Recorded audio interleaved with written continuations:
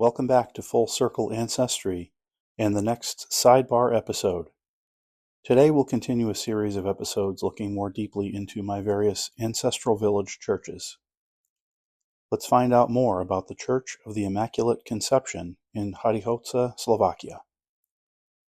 This one is quite a contrast from the one in Spišský Hrhov we saw in the last episode, inside and out. A placard on the church grounds gives a brief overview of its history. Many of the details presented here are also supported by Harichovce's 750-year anniversary book, presented to me by the mayor of Harichovce during my visit there in 2024. Beginning with the earliest church history in Harichovce, well before the current structure or its contents existed, the village's first church was built of wood shortly after the village was founded in 1268. At the time, Harichovce was known by the name Baltmar or Palmarum, probably after one of the early founders. This evolved into Palmsdorf and Palmafalu, the early German and Hungarian names for the village, respectively. After that first structure was destroyed, most likely by the Tatars, the mainly German settlers raised a stone church with a wooden roof. It is supposed to have featured 5 stone altars and reliefs.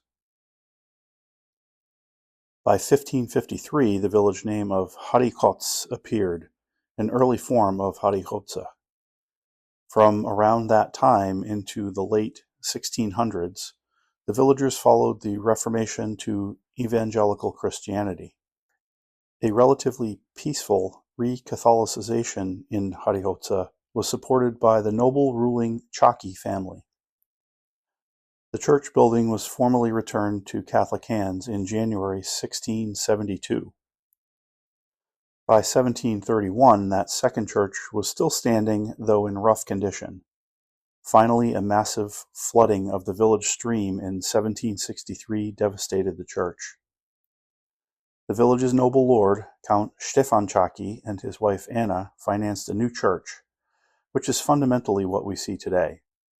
The orientation of the church was shifted at the time, apparently with the thought that it would help lessen damage in case of further flooding.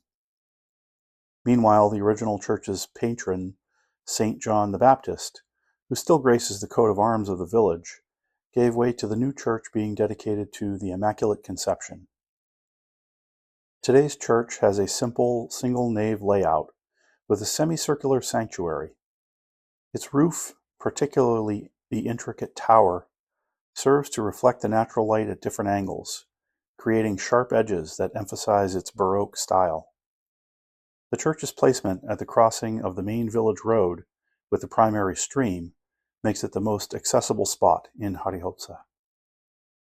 There are other subtle exterior features, such as this diminutive statue of Mary above the main entrance, and this sundial below the small sanctuary window. A crucifix was placed alongside, with a dedication to Johann Voitus, an apparent victim of the First World War. A set of heavy wooden double doors leads inside. Let's go in. Immediately to the right is a dedication to this church building, newly consecrated in 1763. Entering the nave, we see the main altar featuring the Virgin Mary flanked by St. Peter and St. Paul. It is Gothic in appearance, but dates from the 20th century. In an older, undated photo shown to me during my visit, a scroll detail in the wall of the sanctuary can be seen that is no longer present. The wooden baptistry is of earlier vintage, a carved polychrome piece fashioned from linden wood with flowery decoration dating to the mid-1800s. It is this baptistry in which my great-grandmother was baptized in 1865, along with my great-grandparents' first 3 children a couple decades later. Flanking the sanctuary are 2 modest side altars. The Stations of the Cross are also rather elaborate, each one a combination of 3-dimensional figures with a painted background and a common wooden frame. The bright but generally modest interior is enhanced by 4 magnificent paintings on the ceiling. One in the sanctuary area features the Holy Trinity surrounded by swirling clouds. It is from 1917. The two largest ceiling paintings are in the nave. Both are from 1956.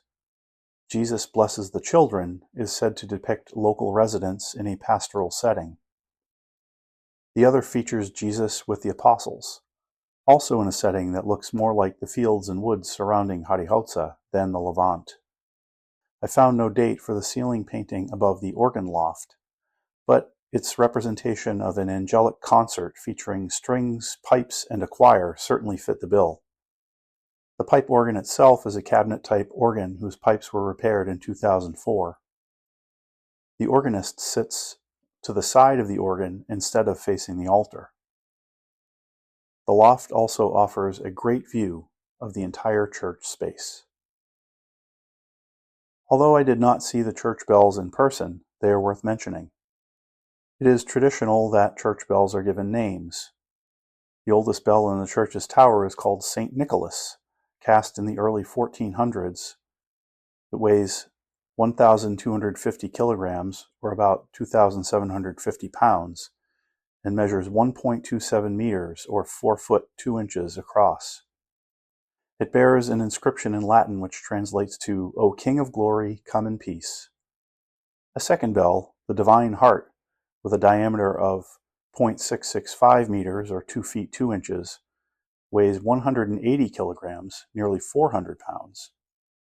It cracked in 1833 and had to be recast.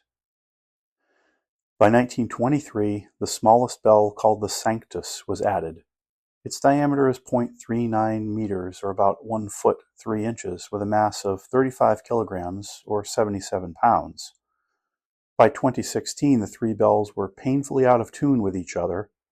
2 new bells were commissioned, and as such, the new St. John the Baptist bell, at 500 kilograms, or 1,100 pounds, and the Assumption bell, 290 kilograms, or 640 pounds, join more harmoniously with the historic St. Nicholas bell. Meanwhile, the small bell called Sanctus was moved to the small tower above the sanctuary for use during Mass. And with that, we'll ring out this episode and look forward to bringing you more church history from Slovakia as we'll travel to Spišská Teplica and visit its Church of the Holy Trinity. Thanks for watching today's episode, and as always, I ask if you enjoyed the content, please like, subscribe, and consider supporting the channel so I can continue to bring you similar content. Goodbye for now.